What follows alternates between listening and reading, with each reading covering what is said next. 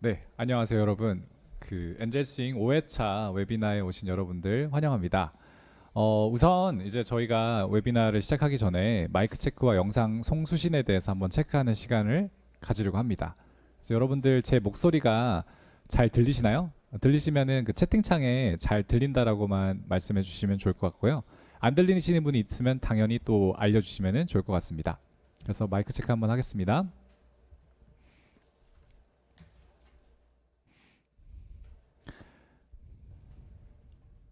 네, 그리고 영상 송출이 이제 각 사의 인터넷 상황에 따라서 조금씩 이제 흐려 보이거나 조금 안 좋아 보일 수가 있습니다. 그래서 좀 심하게 안 좋으신 분들은 안 좋다라고 말씀을 해주시면은 이제 저희가 따로 링크를 드려가지고 이제 그쪽으로 접속해서 한 번 더 트라이를 할 수 있게끔 진행을 도와드리도록 하겠습니다. 네, 다행히 여러분들이 잘 들린다고 해주셔가지고 그러면은 마이크 텍스트는 여기서 마치고요 진행을 하도록 하겠습니다. 벌써 5회차입니다. 마지막 세션이죠. 저희가 이 1에서 4회차 동안은 건설 현장에서 실제 엔젤 스윙 플랫폼을 사용하시면서 드론을 활용하시면서 실제 업무를 담당하셨던 실무자 중심적으로 저희가 세미나, 웨비나를 진행을 했었고요. 그 웨비나 안에서 보면은 어떻게 실무에 이제 플랫폼과 드론을 활용했는지에 대해서 이제 각 연사분들께서 상세히 설명해 주셨는데 분명 여러분들에게도 큰 도움이 됐으리라 믿어 의심치 않습니다. 오늘 같은 경우에는 조금 다른 이제 분들이 회사에 오셨어요. 바쁘신 와중에 와 주셨는데 이제 여기는 본사의 이제 기술을 담당하시고 기술을 검토하시거나 이제 스마트 기술들을 이제 도입을 검토하시는 분들이 이 자리에 함께 나와 계십니다. 그래서 조금 이따 저 여러분들에게 이 패널 분들을 소개를 드릴 예정이고요.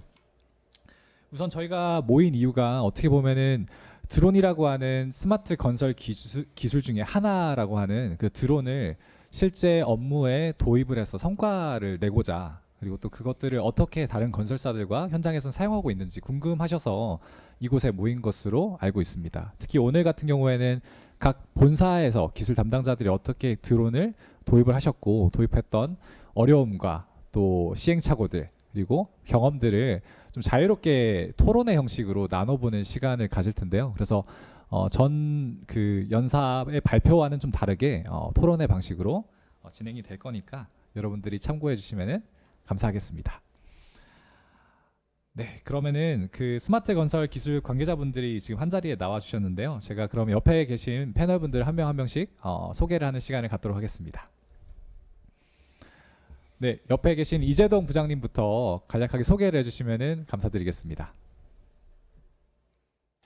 예, 안녕하세요. 저는 주식회사 한양에서 기술개발팀에 근무하고 있는 이재동 부장입니다.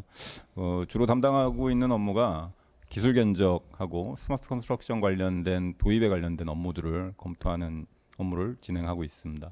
반갑습니다. 네, 그리고 박준범 과장님 소개해 주시면 감사하겠습니다. 네, 안녕하세요. 저는 현대엔지니어링 엔지니어링 DI팀에서 근무하고 있는 박주원 과장이라고 합니다. 저는 기본적으로 IT 기획, 개발을 담당하고 있고요. 스마트 컨스트럭션 관련된 거 기술 도입에 대해서 검토를 진행하고 있습니다.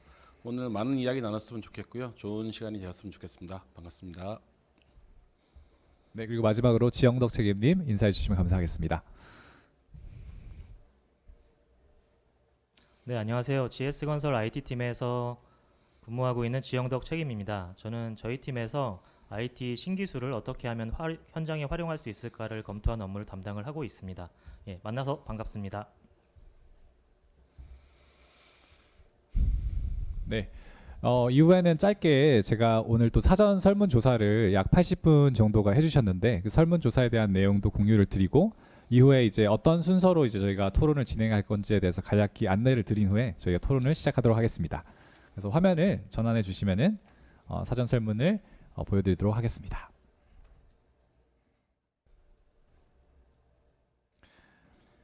네, 참여를 이제 신청하셨던 분들에게 이런 질문을 드렸습니다. 현재 당사의 현장에서 스마트 건설과 관련된 신기술, 신제품을 도입한다면 그 계기는 무엇일까요? 라는 질문을 드렸는데 가장 많은 것이 트렌드로 답변을 해주셨어요. 56분이 트렌드에 발맞춰서 이제 진행하셨다. 그 계기가 되었다라고 말씀해 주셨고 또 두 번째 높았던 게 경영진의 관심이었습니다.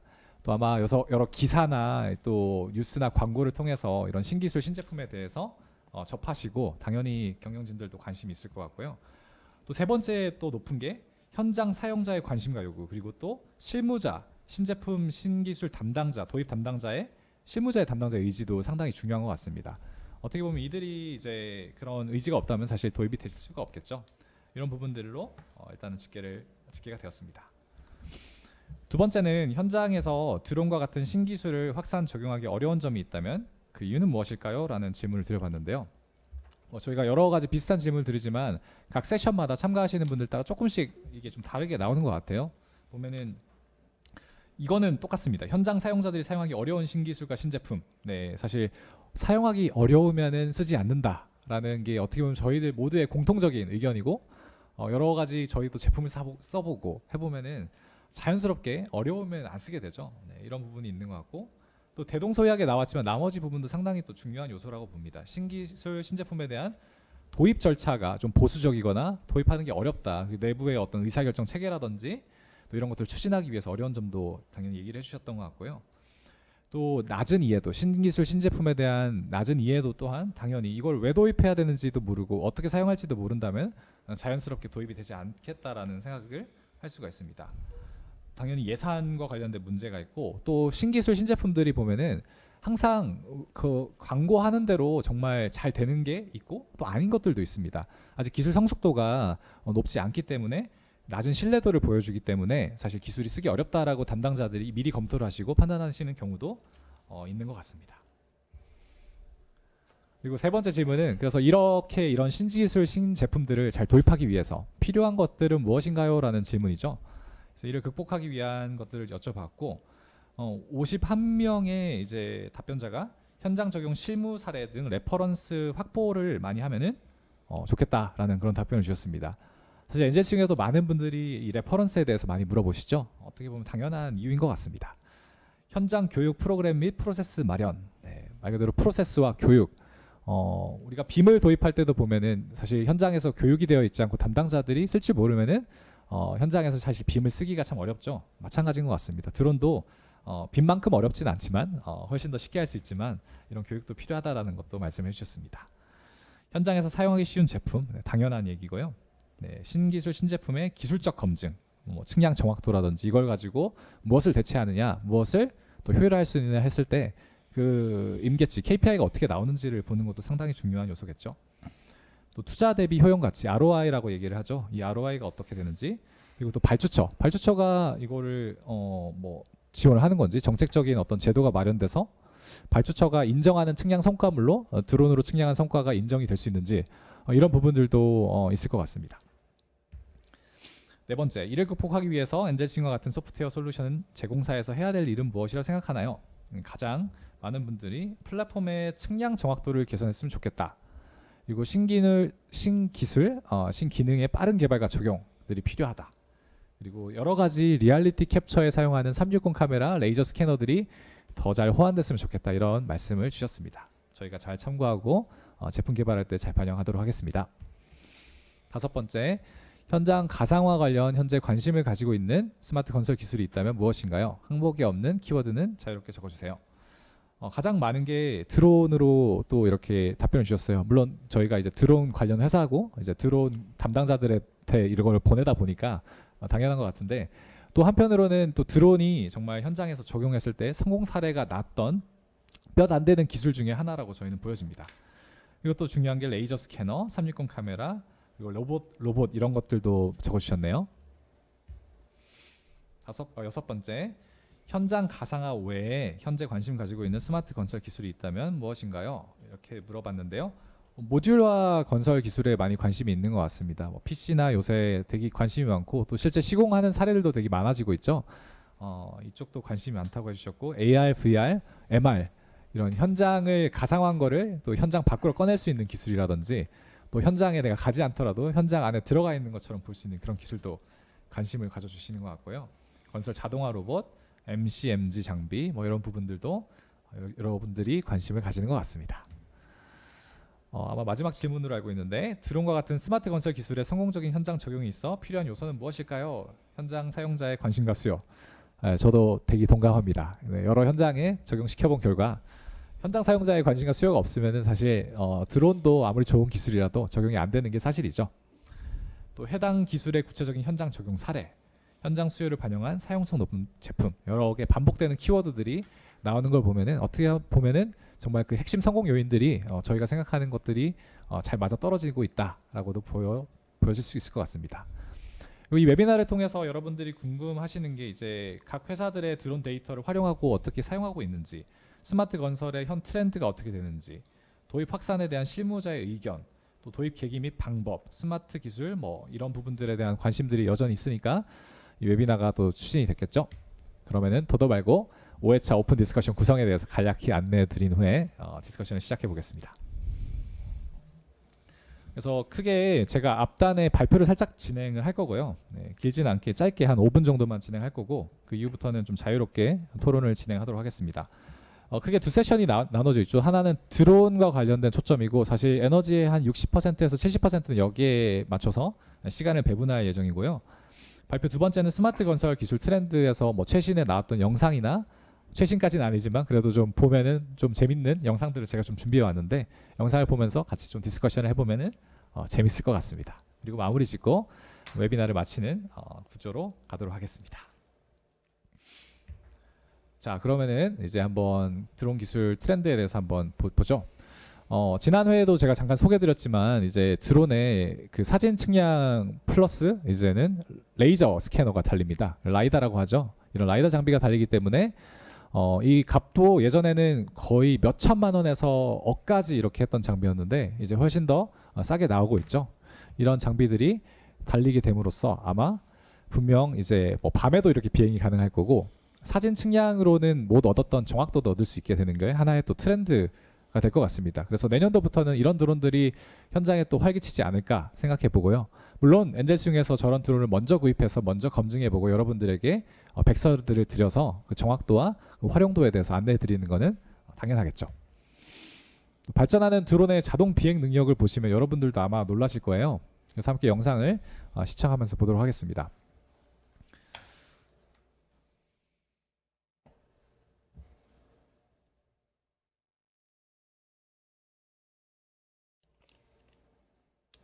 이제 드론이 어떻게 보면은 그 발전하면서 이 가장 또 핵심 기술로 발전되고 있는 게 자율주행 드론이죠.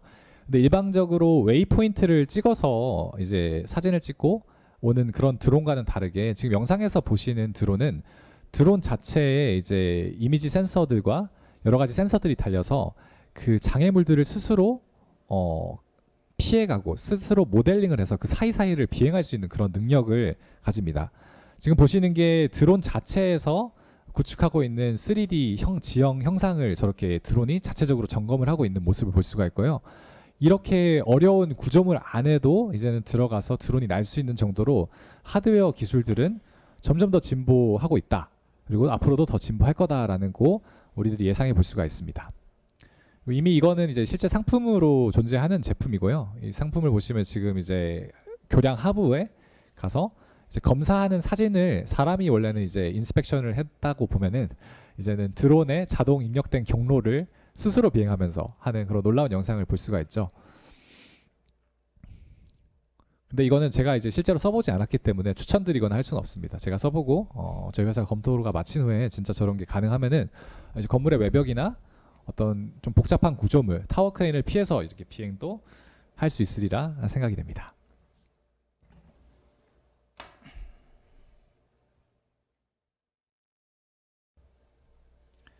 그리고 드론 이너 박스라고 하는 컨셉인데요. 이것도 한번 영상을 시청하도록 하겠습니다. 지금 보면은 건설 현장에서 드론을 날리면은 보통 뭐 공무팀에 있는 누구, 품질 관리에 누구, 안전팀에 누구, 공사팀에 누구가 나가서 이제 드론을 세팅을 하고 이제 비행을 하게 되죠. 근데 이제 개념이 앞으로는 이제 2, 3년 후면은 조금씩 바뀌게 될 것 같습니다. 이게 현장에 이런 박스 같은 게 하나 설치가 될 거고 그 박스 안에서 드론이 정해진 시간에 뭐 하루에 2번 정도 나오겠죠. 나와서 찍고 다시 들어가고 충전하고 그 데이터를 이제 엔젤싱 플랫폼으로 전송하고 이런 것들을 충분히 이제 미래를 그려볼 수 있고 실제로 저희가 각 회사들 컨택을 해가지고 이런 것들을 미리 또 준비를 하고 있습니다. 그래서 여러분들에게 그 시기가 정말 상용화 가능하고 이게 정말 ROI가 나오는 시기가 됐을 때 아마 소개를 드릴 수가 있을 것 같습니다. 또 소프트웨어적으로도 이제 개선이 계속 이뤄지고 있죠. 엔젤싱도 계속해서 고도화를 하고 있고 보시는 건 이제 3D 안에서 3D 측정을 할 수 있는 그런 기능들도 보여드리고 있고요. 또 플랫폼 안에서 이제 지상 기준점을 이제 측량하고 하는 것들을 이렇게 보고서로 찍어낼 수가 있어요. 근데 이 보고서로 나온 게 사람이 일일이 찍은 거를 보고서로 이렇게 해서 지상 기준점 측량이 이렇게 이루어졌다, 보정이 이루어졌다 이렇게 얘기하는 게 아니라 엔젤싱에서 개발한 기술인 이제 딥러닝과 이미지 컴퓨터 비전을 사용해서 저런 것들을 자동으로 학습을 해서 지상 기준점을 학습을 하고 그것들을 자동으로 탐지할 수 있는 그런 기술들을 이제 상용화를 하고 있습니다. 그래서 이런 부분들로 훨씬 더 자동화에 가깝고 훨씬 더 저렴하게 저희가 제공해 드릴 수 있는 어떤 기반들이 마련되고 있으니까 이런 소프트웨어적인 발전 또한 엄청나게 이루어진다라고 여러분들이 예상하면은 좋겠습니다. 네, 그래서 저희가 여기까지가 트렌드였다면은 이제 저희가 토론에 앞서서 그러면은 건설 현장에서 드론의 활용 가치를 저희가 약 2회에서 4회차 사이에 어떻게 보면 실무자들이 나와서 발표를 해주셨는데요. 그 발표를 종합적으로 한번 서머라이즈를 해보자면 크게 세 가지로 정리할 수 있을 것 같습니다. 하나가 토공량 산출 측량의 범위죠. 인력 측량 대비 더 안전하고 더 정확하고 더 빠른 측량을 할 수 있다라는 부분. 물론 측량이 모든 걸 대체하는 건 아닙니다. 또 공정 관리 부분에서 또 as is라고 하는 현황과 as planned라고 하는 도면, 앞으로 설계하고 시공해야 되고 더 바꿔나가야 되는 그런 도면들을 중첩해서 봄으로써 현황과 현장의 앞으로의 미래의 모습과 얼마만큼 맞아 떨어지는지를 보는데도 가장 많이 활용이 됐고요. 또 가장 많은 활용 케이스는 어떻게 보면 커뮤니케이션이죠. 보고서, 발주처와의 협의, 협력 회사와의 어떤 커뮤니케이션 할 때 가장 많은 활용도를 보여준다라고 판단됐습니다. 그 여러 가지 활용 사례들은 2에서 4회차 웨비나를 시청하셨던 분이라면은 실무자 입장에서 보셨을 거고, 만약 보시지 않은 분이 있다면은 저에게 연락을 주시면 따로 링크를 전송을 드리도록 하겠습니다. 자, 그러면은 이제 저희가 자유롭게 제 발표는 여기서 마치고요. 토론을 시작해 볼 건데요. 이제 아마 여러분들이 궁금하시는 게 이제 각사에서 그럼 드론을 어떻게 도입했냐, 왜 도입했냐 이런 부분들이 좀 궁금하실 것 같아요. 그래서 그 질문을 제가 편하게 옆으로 한번 던져보도록 하겠습니다. 그래서 그 부장님부터 제가 한번 질문 드릴 건데 왜 도입을 하셨는지 한번 설명을 해주셔도 되게 시청자분들이 되게 관심 있게 들을 것 같습니다. 네, 건설 회사에 근무하시는 분들은 다들 공감하실 텐데요. 건설 현장에서는 월별 전경 사진이라는 사진을 좀 촬영해 왔습니다. 발주처나 이제 본사의 공정 진행 상황을 갖다 보고하는데 활용하는 자료로 활용을 했었는데요. 주변에 이제 고층 건물이 없거나 민원에 이제 야기되는 현장들은 그 전경 사진을 취득하는데 좀 용이하지 않은 사항들도 있었습니다. 그런 부분을 해결하기 위해서 선제적으로 이제 드론을 현장별로 도입을 해서 월별 전경 사진을 찍는 용도로 활용을 하고 있었죠. 이 드론 플랫폼이 나오기 전에 이제 드론을 구매해서 그 월별 전경 사진을 찍고 있었던 건데요. 현장별로 거의 드론 보급률이 저희 회사 같은 경우에 100% 정도 이루어지고 있는지라 그 보급돼 있는 드론을 활용해서 보다 업무를 효율적으로 진행할 수 있는 컨텐츠가 뭐가 있을까 고민하던 차에 그 정사 영상으로 이제 변환이 되는 드론 플랫폼에 대해서 접하게 되었고요. 그 과정 중에 이제 엔젤 스윙과 그 해외 서버를 두고 있는 뭐 상호를 얘기해도 되나요? 드론 디플로이라는 그 플랫폼을 이제 상호 비교해 보는 기회가 있었습니다. 그 과정 중에 이제 그 공간정보 구축 및 관리 등에 관한 법률 제16조에 의하면 이제 국내에서 취득된 그 지리좌표가 있는 데이터들을 해외 서버에 올릴 수 없다라는 조항 때문에 그 엔젤 스윙 플랫폼을 이제 활용을 하는 걸로 생각을 하게 됐었고요. 그 시점에 이제 그 디플로이의 어떤 그 발전 속도에 대비해서 엔젤 스윙의 어떤 그 UI나 그 사용자 환경이나 이제 어떤 기술적인 측면에서 발전 속도가 좀 더 빠르다라고 모니터링이 돼서 엔젤 스윙 그 드론 플랫폼을 도입해서 활용하는 걸로 그렇게 계기가 돼서 지금 사용하고 있습니다. 어떻게 답변이 됐는지 모르겠네요. 아, 네. 네. 거의 저희 홍보를 해주셨는데, 네, 네, 너무 감사하고요. 뭐 혹시 이거와 좀 다른 도입 계기가 있을까요? 뭐 현장에 원래 드론이 그렇게 많지 않았는데 좀 갑자기 도입하게 됐다거나 혹시 제가 좀 말씀을 드리면 네, 뭐 부장님께서도 말씀하셨지만 보통 그 건설 현장에는 드론이 다 있어요. 딱히 어떤 계기가 돼서 도입되었다기보다는 일단 아까 말씀하신 대로 현장 정경 사진을 촬영해야 되기 때문에 일단 모든 현장에 드론이 한 대씩 다 있다고 생각하시면 되고요. 중요한 건 그거를 어떻게 활용할 것인가가 이제 주요 포인트였는데 저희 회사 같은 경우에는 기존에 그 토공 관련된 측량을 레이저 스캐너를 통해서 하고 있었어요. 그래서 레이저 스캐너를 하고 이제 토공 물량을 뽑는 데까지 걸리는 시간이 보통은 한 3, 4일 정도 물리적인 시간이 소요가 됐었는데 그걸 어떻게 하면 개선을 할까 하다가 이제 드론이 기술이 발달하면서 드론으로 촬영을 하게 되면 보통 현장 하나 촬영하는데 한 30분 내외면 촬영을 다 할 수 있거든요. 그러면 아까 말씀하셨던 드론 디플로이나 아니면 픽스포디 같은 프로그램을 이용해서 3D 모델을 만들어서 토공 물량을 뽑게 되는데 기존 대비해서 이제 시간이 절반 이상으로 줄어들게 된 거죠. 그래서 그런 부분에 있어서 저희는 도입을 하게 된 거고요. 예. 앞으로도 이제 일정 부분 그런 부분들 대체하게 되지 않을까 하고 생각을 하고 있습니다. 또 거기에 이제 결정적인 기여를 한 게 이제 엔젤 스윙 홍보는 아닌데 엔젤 스윙 플랫폼이 나오면서 기존에 저희 본사 직원들이 해야 됐던 업무들의 많은 부분들을 엔젤 스윙 플랫폼이 대체를 해주면서 그런 부분들이 엄청나게 편하게 됐다고 말씀드릴 수 있겠습니다. 네, 감사합니다. 네. 과장님도 혹시 어떻게 현대 엔지니어링에서는 어떻게 도입했는지 기억이 나시나요? 네, 우선은 두 분 말씀이 그대로고요. 네. 저희가 우선은 제 입장에서는 우선은 담당자가 됐기 때문에 드론을 도입을 했는 게 가장 네. 중요하겠죠. 네.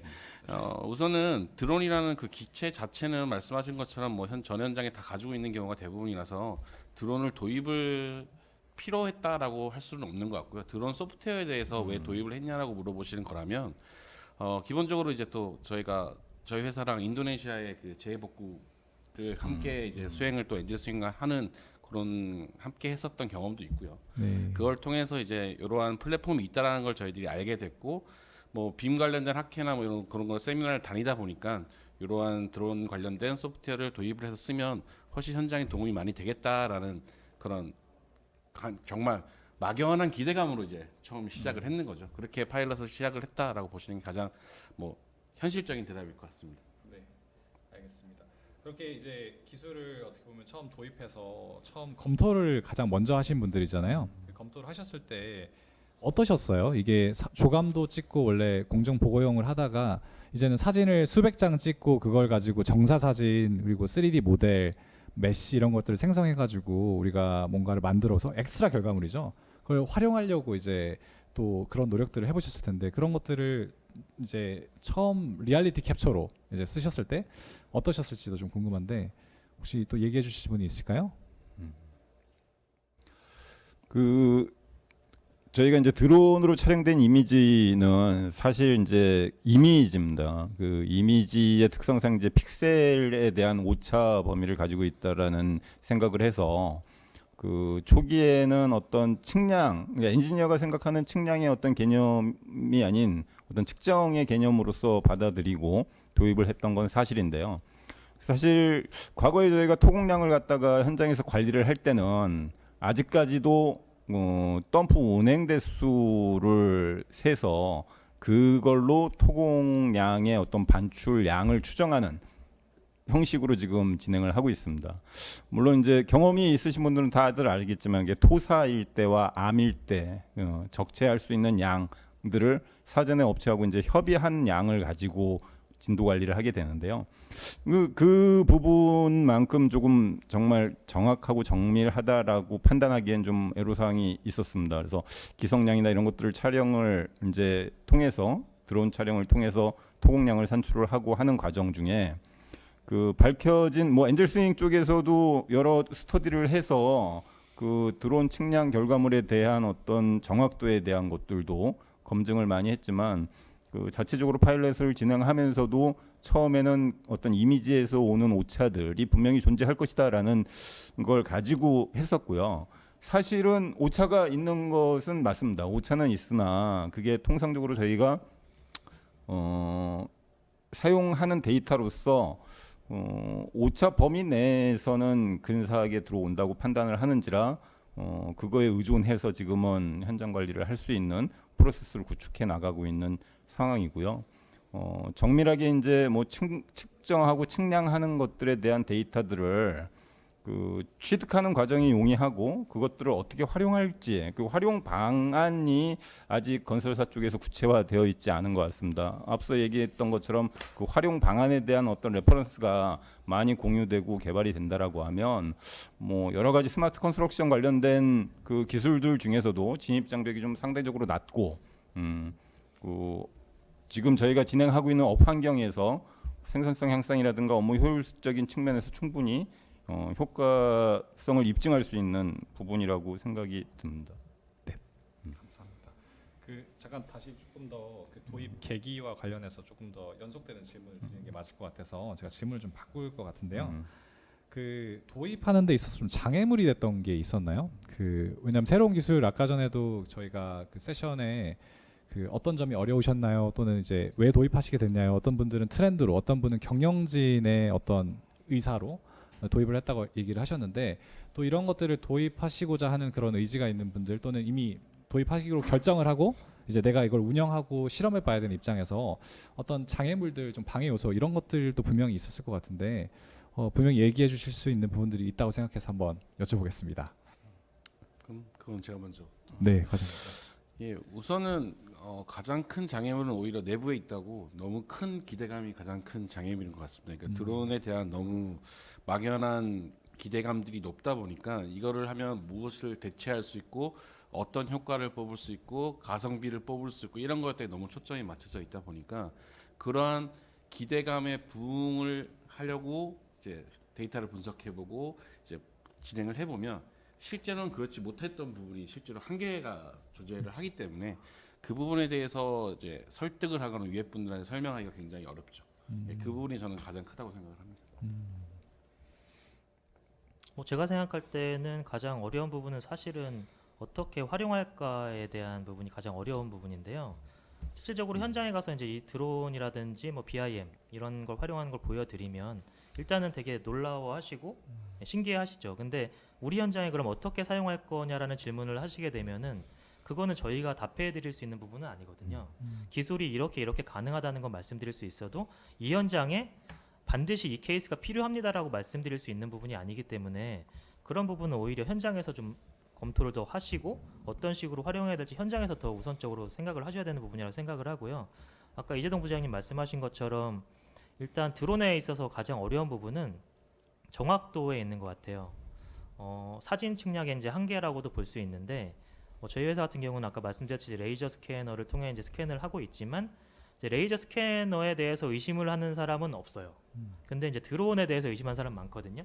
드론으로 촬영하고 측량한 것을 믿을 수 있느냐라는 질문을 많이 하시기 때문에 저희도 실질적으로 레이저 스캐너랑 이제 드론과 비교를 많이 해서 이제 검토를 했었는데 뭐 결론적으로 말씀드리면 오차 범위 내에는 들어옵니다. 다만 이거를 뭐 발주처나 아니면 대회 기간에 이제 제출을 할 수 있는 정도냐라고 물어봤을 때는 아직은 미흡하지 않느냐라는 답변을 드릴 수밖에 없는 거고요. 그래서 저희는 그런 부분에 있어서는 아직도 레이저 스캐너를 활용하고 이제 공정 진행 상황이나 계략적인 물량을 파악할 때는 드론을 병행해서 사용을 하고 있다고 말씀드리고 싶습니다.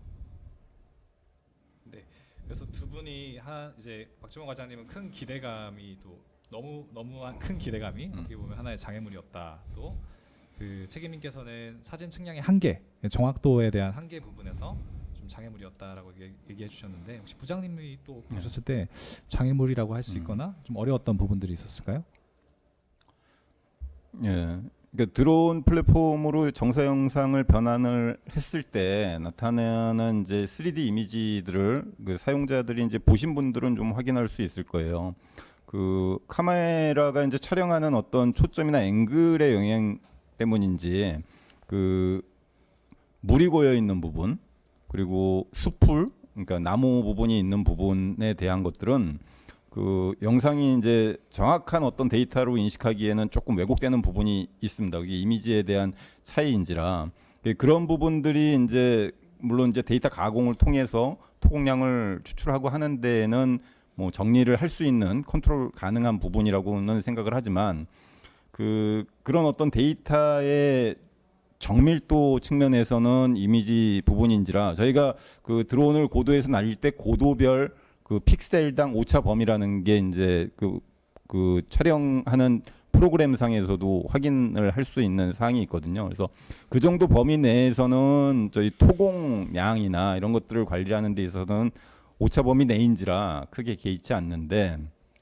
문제는 이제 좀 허와실이에요. 모든 스마트 컨스트럭션 관련된 기술들이 처음에 이제 홍보나 어떤 뭐 매스컴이나 이런 데를 통해서 보도되는 자료를 보면 무한한 가능성에 대한 것들이 열려 있죠. 그러니까 그런 것들에 대해서 실무자 입장에서 이제 검토를 하면 아직까지는 이제 한계성이 있는 부분이 분명히 있습니다. 그래서 저희가 이런 어떤 기술들을 적용하고 할 땐 적용 컨텐츠에 대한 어떤 스코프를 갖다가 정의할 필요가 있는데 저희 자체적으로 건설업에 스마트 컨스트럭션을 갖다가 도입하는 데 있어서 어떤 분야에 어떻게 활용할지에 대한 정의들은 아직 되어 있지 않다고 봅니다. 막연하게 이제 기술의 좋은 점들을 가져와서 어떻게 활용할까를 지금 고민해야 되는 단계인 것 같은데요.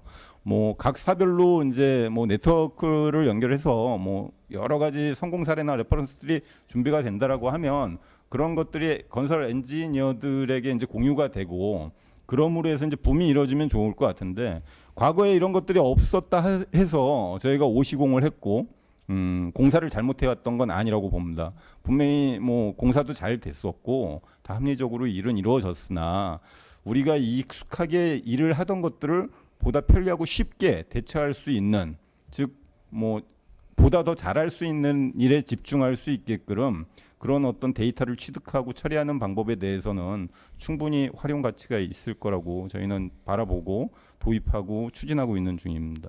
네, 발언 감사합니다.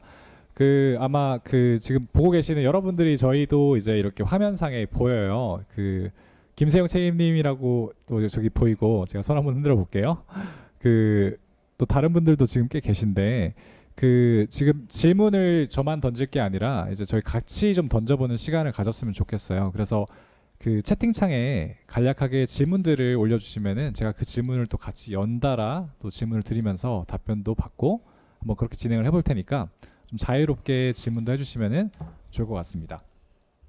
아무튼 저도 드론으로 이렇게 3D를 현장을 가상화할 수 있고 이렇게 고해상도의 지도가 만들어지는 걸 현장에 처음 이렇게 보여드리면 사람들이 정말 놀라워하세요. 그런 다음에 이제 이거를 그 다음부터 생각이 드는 게 어떻게 쓸까에 대한 고민들을 하시더라고요. 그래서 그것들을 저희도 많이 안내해드리고 하는데 사실 처음에 이거를 어떻게 쓸까에 대한 고민이 그냥 현장에서만 보시면 잘 모르시는 것 같아요. 그냥 보여드리는 용도로만 쓸 수 있겠다라고 생각을 하셨는데 저희가 이게 안에서 높이 값도 나와요. 이게 x, y, z 값이 이 정도 정확해서 도면이랑 중첩해 보셔도 이게 볼 수 있어요. 이런 값들을 저희가 막 보여드리면서 현장에서도 좀 관심을 가지고 이제 쓸 수 있게 되는 걸 제가 봤거든요. 그래서 현장에 이제 적용을 또 해 보셨으니까 현장에 실제 적용했을 때 현장 분들의 반응, 드론으로 촬영을 하는 업무들은 어떻게 보면 현장에서도 담당을 해주셔야지 그 의미가 있고 한데 또 추가적인 업무로도 이렇게 느낄 수가 있잖아요. 이럴 때 어떠셨는지도 좀 궁금해요. 그래서 한번 답변을 해주시면은 감사하겠습니다. 네, 제가 우선 먼저 또 말씀을 좀 드리겠습니다. 드론 관련된 이제 정상산으로 플랫폼에서 변환을 하기 위해서 드론 촬영을 해야 하는 업무들이 이제 진행이 되는데요. 담당자를 지정을 해서 운영을 하게끔 하는 게 통상적일 거라고 생각을 해요. 드론이라는 기기를 관리를 해줘야 하는지라 여러 사람이 운영하는 것보단 담당자가 운영을 하는 게 좋을 거라고 생각을 합니다. 다만 이제 그런 것들에 대해서 드론이라는 것 자체가 약간 흥미를 유발하는 항목이긴 해요. 그래서 직급을 이제 떠나서 누구든 좀 해보고 싶어하는 사람들이 있었던 건 사실입니다. 다만 이제 현 업의 업무량이 이제 있으니까 그것들이 부가적인 업무로 인식이 되는 것들에 대한 부담감들 이런 것들도 있었습니다. 그래서 지금은 이제 거의 현장에서는 품질이나 안전 아니면은 이제 공모, 막내 기사들 이런 친구들을 이용을 해서 이제 드론 측량이 이루어지고 있는데요. 사실 측정을 하는 시간들은 뭐 사용하신 분들은 아시겠지만 크게 많은 노력과 시간이 소요되는 게 아닌지라 중요하다고 생각하진 않습니다. 다만 이제 그렇게 변화된 정사 사진을 정말 공사하는데 도움이 되게끔 어떻게 활용할지에 대한 고민들 이런 것들에 대해서는 좀 다 같이 이루어지는 게 좀 부족한 것 같아요. 그래서 뭐 작게는 협력업체 또는 발주자 감리자들하고 커뮤니케이션하는 용도서부터 여러 활용 사례가 있는데 그 틀을 벗어나는 사항들은 좀 없는 것 같습니다. 아직까지는 그게 이제 저희 고참 엔지니어들이 공사팀장이나 현장 소장님들이 그 촬영된 데이터들을 어떻게 활용할지를 직원들하고 보다 더 많은 가능성을 좀 열어놓고 그 토론 또는 연구해보는 게 더 좋을 것 같습니다. 네, 답변 감사합니다. 저희 플로어에서 질문이 하나 들어왔어요. 현재 토공사에 초점이 맞춰진 활용 방안들이 고민되고 있는 것 같은데 건축 및 골조 공사에서 향후 어떤 적용 가능성이 있는지 궁금하다라는 이제 질문을 주셨어요. 혹시 이거에 대해서 이제 제가 답변을 드리기 전에 혹시 좀 답변을 해주실 분이 계실까요? 네, 책임님 먼저 네. 말씀 주시면 감사하겠습니다. 저희 회사 같은 경우는 실질적으로 토공사뿐만 아니라 이제 전반적인 공정 관리에 있어서 이제 드론을 많이 활용을 하려고 노력을 했었는데요. 일단은 골조공사 관련된 부분들은 이제 BIM 모델을 통해서 공정이랑 연계를 해서 이제 시뮬레이션을 해보면 거기다가 이제 드론으로 촬영한 현황을 이제 엎어보면 현재 현황에서 공사가 정상적으로 진행이 되고 있는 건지 어떤 부분에 있어서 간섭이 되는 부분은 없는지 이런 부분들 사실상 검토를 하고 할 수 있고요. 드론이라는 게 특성상 저희가 이제 보통 현장을 직원들이 많이 돌아다니는데 그런 이유는 현장을 보기 위해서 다니는 거거든요. 근데 요즘에 현장들은 CCTV도 많이 있고 하기 때문에 그런 걸로 대체해서 많이 볼 수가 있는데 또 이제 여기서 드론이 추가되면은 사실상 전지적 참견 시점에서 이제 현장을 한꺼번에 볼 수가 있게 되는 거죠. 그럼 이제 안전관리 측면에서나 이제 품질관리 측면에서 드론을 활용해서 이제 그런 부분을 활용을 할 수 있을 것 같은데 저희도 많이 시도는 해봤는데 일단 품질관리 측면에서 말씀드리면 골조가 올라간 상태에서 드론이 현장에서 날아다니는 게 뭐 해보시면 아시겠지만 조작하는 것도 굉장히 어려울 뿐더러 현장엔 타워 크레인이나 아니면 동별로 또 골조의 높이가 다르기 때문에 그런 어떤 기술적인 한계가 있는 것 같고요. 만약에 한다면 자동 비행을 통해서 하면 안전하게 할 수 있겠죠. 근데 수동 비행으로 하면 아마 그런 어려운 부분이 있을 거고 안전 관리에 있어서도 이제 드론이라는 게 비행 시간이 최대한 해봐야 한 30분 내외이기 때문에 안전 관리를 하려면 전 현장을 최소한 한 바퀴는 돌아야 될 텐데 그렇게 돌려면 한 1시간 이상 비행을 할 수 있어야 되지 않을까. 이런 부분들에 있어서 아직은 토공사 이외에는 검토는 하고 있지만 저희 회사 같은 경우에 하나에서 말씀드리는 겁니다만 드론을 아직 그렇게까지 활용할 수 있는 사례는 다양하지 않은 것 같아요. 네, 답변 감사합니다. 계속해서 이제 질문들이 이제 올라오고 있는데 또 얘기를 나누면서 질문들에 대한 답변을 드리면 좋을 것 같고요. 아까 또 책임님께서 이제 실제 건축 현장 골조에 사용할 수 있게끔 또 BIM 데이터와 드론 데이터를 융합해서 검토를 한다거나 이런 부분들을 얘기를 또 해주셨습니다. 또 부장님께서 제 질문에 대한 답변을 또 재밌게 말씀해 주셨는데 흥미롭다라는 현장에 계신 직원분들이 담당자분들이 날리는 거 자체가 좀 흥미로워서 좀 관심을 처음에 가진다라고 해주셨는데 어떻게 보면 기술에 대한 관심 자체가 상당히 현장의 기술 도입의 성공을 이끄는데 큰 도움을 저는 정말 준다라고 생각을 하고 있어요. 만약에 가서 보여줬는데 아무런 흥미도 없고 이게 뭐야 나한테 일 하나 더 추가된 거야 이렇게 되면은 사실 도입돼서 성공하기가 되게 어려운 것 같아요. 엔젤 중에서도 지금 약 80여 군데 현장들을 지금 관리를 하고 있지만 이 현장 중에는 정말 잘 사용하고 계신 현장이 있고 또 반대로는 조금 미지근한 현장도 있고 현장의 편차들이 있는데 이 편차들을 좀 가만히 관찰해 보니까 담당자분들의 이제 그런 역량들의 어떤 반응들도 상당히 영향을 미치는 것 같았습니다. 다시 한번 또 그 플로어 질문으로 한번 돌아가 볼 건데요. 토목 현장에서 사용하는 드론을 사용하실 때 특정 아파트 건설을 위한 토목 현장 밖에는 없었던 것 같습니다. 실제로 토목 구조물에 활용한 사례가 있을까요? 상하수도, 도로, 다리라고 멘션을 해주셨고요. 그 사례가 있다면 현재 활용하고 있는 단지 사업 및 토공 작업과 차이점이나 특이 사항이 있었을까요? 라는 질문인데요. 이것도 제가 답변하기 전에 먼저 한번 물어보고 한번 답변을 진행하겠습니다. 혹시 말씀해 주실 분이 있으신가요? 저희 쪽은 없어가지고. 네. 알겠습니다. 글쎄 답변이 정확할지 모르겠는데 저희가 지금 다 건축 쪽 현장 건축 엔지니어들로 구성이 된 것 같습니다. 오늘 패널 중에는 토목직이 좀 없는 것 같아서 정확한 답변이 될지 모르겠습니다. 다만 상수도 이제 도로 다리 쪽에 관련된 지금 적용 사례는 당사에는 없고요.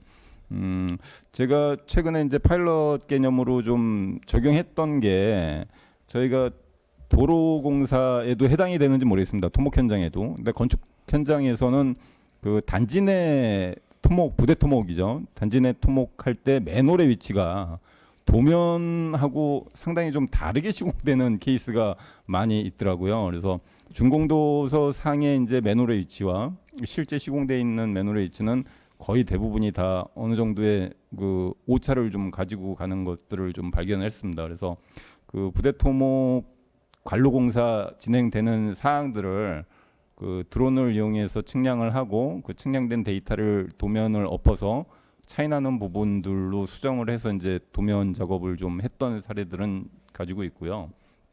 그 외에 토목 현장에 이제 토목 전문가가 아닌지라 뭐 다리나 상하수도 도로 쪽 관련해서 적용 사례는 저희는 아직 가지고 있지 않은 것 같습니다. 저희 회사 같은 경우에는 그 다 교량에 이제 활용했던 사례가 있는데요. 교량에 이제 선형이 바뀌는 공사였는데 기존의 선형이 도면대로 되어 있지 않았기 때문에 그걸 드론을 활용해서 현황을 떠서 이제 향후에 앞으로 새로 만들어야 되는 선형을 모델링을 해서 비교해서 이제 진행했던 사례가 있어요. 그래서 설계 변경을 했었는데 드론을 활용할 수 있는 게 기존하고 다른 점은 뭐 드론이나 뭐 레이저 스캐너랑 마찬가지입니다만 그 현황을 그대로 뜰 수 있다는 거, 그게 좀 다른 것 같아요. 토목공사 같은 경우는 뭐 저도 건축 엔지니어이기 때문에 토목공사 같은 경우는 잘 알지는 못하지만 토목공사는 사실 센티미터 단위의 오차가 중요하지 않거든요. 않다고 알고 있습니다. 예. 건축은 뭐 밀리미터 단위 오차까지 굉장히 중요한데 불구하고 이제 토목은 뭐 단위가 크다 보니까 그렇게 중요하지 않다고 알고 있는데 그런 부분에 있어서 이제 준공 도면과 현황이랑 비교해 볼 때 그런 데 있어서 드론을 활용하게 되면은 더 정확한 확인이 되지 않을까 싶습니다. 네, 답변 감사합니다. 저도 조금 첨언을 드리자면은 엔젤싱이 관리하는 현장 중에서 꽤 많은 숫자가 도로공사 현장과 또 상하수도를 시공하고 있는 현장들이 꽤 많이 있습니다. 특히 다리를 건설하는 현장도 몇 개가 있었는데요. 그 사용 사례가 뭐 특별하게 그 다리라고 해서 교량이라고 해서 도로라고 해서 어떤 차이 나는 게 있는 건 아니라 그 현장을 누구나 쉽게 이렇게 손쉽게 볼 수 있다라는 부분에서 일단은 공통적인 가치를 주는 것 같습니다. 왜냐하면 기존에는 그 현장을 제대로 보기 위해서는 볼 수 있는 방법이 높은 곳에 올라가거나 인공위성 사진을 활용하거나 이 둘 중에 하나밖에 없었던 것 같은데 이제 그 점을 드론이 어떻게 보면 메꿔주는 역할을 하는 것 같고요. 또 도로공사를 할 때도 보니까 꽤 많은 토공량 산출을 하는 게 필요해 보였습니다. 그리고 그것들을 이제 3D 모델링을 한 이제 계획한 고도를 얹어가지고 도로공사 현장에 적용해서 물량들을 산출해내는 것 정도는 저희도 함께 목격을 할 수가 있었습니다. 그래서 지금은 이제 드론의 적용 가능 범위와 한계에 대해서 이제 얘기를 나누면서 자연스럽게 질문이 이제 파트가 넘어가게 됐어요. 여러분들의 질문 너무 감사드리고요. 또 저는 좀 궁금한 게 아까 이제 측량에 드론으로 측량을 한다라는 그런 개념이었고 드론 측량이다 보니까 결국 정확도 얘기를 안 할 수가 없어요. 이제 세션 4 웨비나 4를 보셨다면은 여러분들도 잘 아시겠지만 그 토공량에 대해서 또 그리고 X, Y, Z 각각의 점에 대해서 저희가 어느 정도 오차가 나는지에 대해서 웨비나를 통해서 한번 또 보여드렸던 적이 있고 또 이런 사례들을 다른 건설사들과 함께 토공량 측정을 할 때 기존의 방식 대비 얼마만큼 차이가 나는지 이런 것들을 비교 분석을 해드렸던 적이 있는데 이제 또 스마트 건설 도입 담당자들이 생각하는 드론의 정확도의 측정 방법 그리고 이것들을 어느 정도까지 신뢰 가능한지를 아까 살짝 그 책임님께서 지영덕 책임님께서 말씀해 주셨고 나머지 분들에게도 한번 의견을 여쭤보는 시간을 가지도록 하겠습니다. 네, 그 정확도에 대한 의견인데요. 그 앞서도 얘기했지만은 어떤 부분에 적용을 해서 어떤 데이터를 취득할까가 우선 정의가 돼야 되는 게 맞는 것 같습니다. 저는 이제 기술 견적을 같이 진행하는 차원인지라 견적 초기 단계 현황 조사를 하기 위해서 드론을 활용한 사례들이 있는데요. 그런 경우는 뭐 아주 정밀한 데이터들을 요구하는 사항은 아닙니다. 따라서 이제 뭐 GCP라든가 이런 것들을 설정하지 않은 상태에서 현황을 취득해서 뭐 벌개 제득은 해야 할 부분이라든가 폐기물 존치 여부라든가 이런 것들을 이제 그 확인하게 되고요. 그 외에 이제 택지를 인수해야 되는 상황에서는 GCP 설정하고 레벨이나 이제 좌표값들을 다 확인해서 그 취득되는 데이터들을 활용을 하게 되겠죠. 그런 데 있어서는 저희가 지금 뭐 파일럿으로 진행하고 있는 아마 웨비나 4차에 나왔던 순천 삼산 현장 같은 경우는 아주 정밀하게 GCP를 설정을 해서 진행을 하고 있습니다. 심지어 이제 파일 시공의 어떤 정합성까지도 도면하고 오버랩해서 확인할 수 있는 정도 수준까지도 활용을 하고 있고요. 그 사용하는 목적을 에 맞게끔 데이터들의 어떤 정밀도는 차이를 두고 운영하는 것도 방법이라고 저는 생각을 합니다. 그 이것도 조금 더 덧붙여서 이제 그 과장님한테 한번 여쭤보고 네. 싶은 건데 그 엔젤싱 플랫폼 안에서도 이제 종횡 단면도를 이렇게 끌 수가 있잖아요. 그리고 그 횡단을 사실 20m 간격으로 그 토공 체인을 따라서 결국 종합하고 양단면 평균법으로 계산해서 토공량을 산출하고 그거에 대한 증빙을 발주처에다 할 수가 있는데 일일이 사람이 GPS로 찍는 방식을 통해서도 원래 기존에 해왔는데 이거를 엔젤싱 플랫폼에서 측량한 값을 가지고 이렇게 조금 손쉽게 측량을 한 다음에 보고서를 발주처한테 주면은 이게 인정을 받을 수가 있을 거라고 생각하시나요? 저는 네. 당연히 그 부분을 엔젤 스윙 쪽에서도 고려를 하고 계시고 네. 앞으로는 그 부분이 충분히 가능할 것으로 생각을 하고 있습니다. 지금은 뭐 사람이 하나하나 그 체인마다 다 따서 조경 장면들을 다 만든다는 것 자체가 매너와 낭비가 심한 상태고 그런 것들 자동화되었을 때 훨씬 더 부가가치가 높은 일들을 또 할 수가 있겠죠. 그렇기 때문에 그러한 부분은 충분히 가능해 보이고 기술도 충분한 상태이기 때문에 앞으로는 보다 이제 드론 측량을 통해서 나오는 데이터를 활용해서 발주처 및 뭐 감리 관련된 뭐 현황 측량 뭐 부장님 말씀하셨던 각종 부분에서 다 활용이 충분히 가능할 것으로 생각을 합니다. 네, 감사합니다. 그러면 또 플로어에서 질문이 하나 또 올라왔는데 또 한번 함께 답변을 드리도록 하겠습니다. 건축 현장에서 드론을 통해 건축물 내부 검토가 가능할까요? 층고가 높은 곳이나 접근이 어려울 때 드론을 통해서 접근해 시공 품질이나 정합성 등을 확인한다면 좋을 것 같습니다. 라는 질문을 해주셨습니다. 사실 이거와 관련해서 여러 가지 답변이 있을 것 같은데 저는 궁금한 게 이제 패널 분들의 답변이 이제 궁금합니다. 네, 답변해 주십시오. 제가 했던 거는 저는 실제로 저걸 해봤었는데 그러니까 건물 내부까지는 아니고요. 그 건물 외부를 실제로 드론을 띄워서 뭐 창호에 코킹이 제대로 돼 있는지 아니면 뭐 페인트 칠이 제대로 돼 있는지 이런 걸 검토를 해본 적이 있는데 DJI사에서 나온 고글이 있거든요. 좀 고가의 고글인데 그걸 드론이랑 연결을 하면 드론에서 보는 모습을 똑같이 고글로 볼 수가 있거든요. 여러분 VR이나 뭐 이런 거 많이 아시는 것처럼 드론이 촬영한 모습을 그대로 볼 수가 있어요. 그래서 그거를 층고가 높은 곳에 이제 드론을 띄운 다음에 확대를 해서 직접 보게 되면 사람이 접근하기 어려운 부분에 있어서 이제 공사가 제대로 됐는지를 외부는 볼 수가 있고요. 내부는 저 내부가 어디까지 말씀하시는 건지 모르겠지만 드론이 내부까지 이동하는 건 좀 어렵지 않을까 싶네요. 어쨌든 외부의 품질 관리는 어느 정도 드론으로 사람이 가지 못하는 곳에는 충분히 접근이 가능하고 검토도 가능하다고 생각하고 있습니다. 저희도 저거에 대해서 한번 검토해 본 적이 있는데요. 우선은 기본적으로 층고가 높다고 해서 기본적으로 저희가 GPS를 기반으로 움직이는 상태이기 때문에 자율비행이 아니고 기본적으로는 사람이 움직여야 되는 거기 때문에 안전에 대한 문제가 많기 때문에 하기가 힘들고요. 실질적으로 진행을 한다고 해도 드론 DJI 거 같은 경우에는 상부를 측정을 못 하니까 그런 뭐 예를 들어서 드론 자체도 위에를 찍을 수 있거나 옆을 찍을 수 있거나 다양한 방향을 찍을 수 있는 드론을 활용하셔야 될 것 같고요. 저희가 저 부분을 이제 뭐 말씀하신 품질 검토 쪽으로 활용을 하려고 검토를 했는데 뭐 말씀을 드렸는 것처럼 그 부분에 있어서는 오히려 레이저 스캐너나 아니면 그냥 360 카메라 부분이 훨씬 더 쉽고 좀 더 나은 결과를 얻을 수 있다는 판단을 해서 드론을 활용해서 적용하지는 않았습니다. 네, 알겠습니다.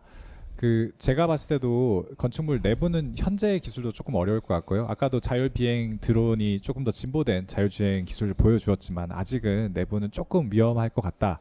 그래서 지금은 좀 아닌 것 같고요. 건물 외벽에 대한 거는 이제 플라이 플래닝 어플리케이션 또한 외부 외벽을 이제 매핑할 수 있게끔 이런 것들을 좀 지원을 하고 있는 게 트렌드라고 보시면 되겠습니다. 그래서 그거에 대한 이제 기술 검증 또한 저희가 먼저 진행을 하고 그 결과물 또한 저희가 백서 형태로 제가 이번 달에 테스팅을 하게 될 것 같아요. 테스팅을 하고 나서 또 여러분들에게 알려줄 수 있는 시간을 가지도록 하겠습니다. 건축 현장에서 드론의 장점과 BIM의 장점이 함께 시너지 효과를 냈던 사례가 있나요? 라는 질문인데요. 네, 요 질문도 사실 이제 그 뒷부분에 할 질문 스마트 건설 기술 트렌드에 한 BIM의 꼭지가 하나가 있죠.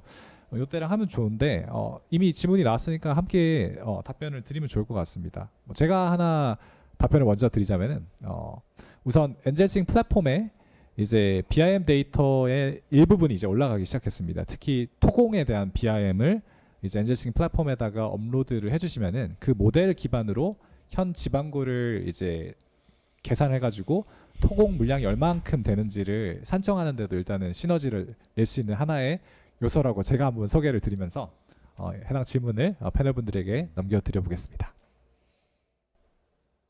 드론의 장점하고 BIM의 이제 시너지 효과, 저거는 뭐 제가 생각할 땐 당연한 거라고 생각을 해요. 어떤 시너지 효과라고 말하기보다는 드론으로 촬영을 한 결과물을 가지고 BIM의 어떤 모델과 합쳐야 정상적으로 검토가 되는 게 맞고요.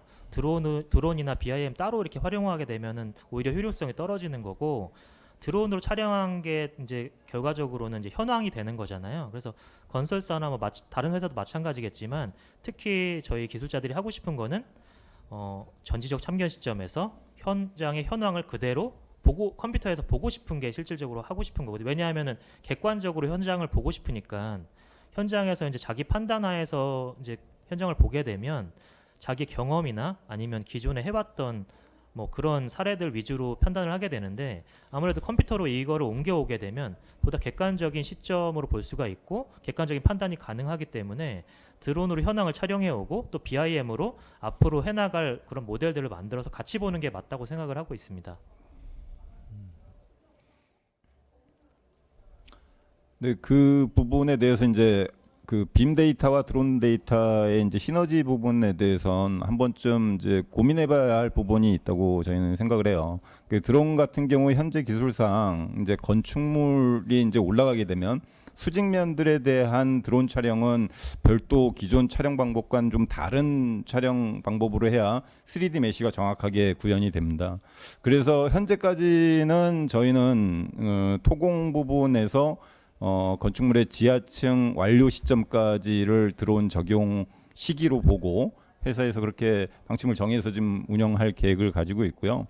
그 빔 모델하고 그 드론 데이터하고의 이제 기초라든가 지하 주차장의 어떤 공사 진척도, 그리고 그 파일이나 어떤 기초 그 동의 기초의 이제 방석 사이즈라든가 이런 기초 에어리어에 대한 정합성들을 그 빔 모델과 또는 도면과 또는 드론 데이터와 합쳐봄으로 해서 이제 검토해보는 쪽으로는 활용의 여지가 있다고 보는데요.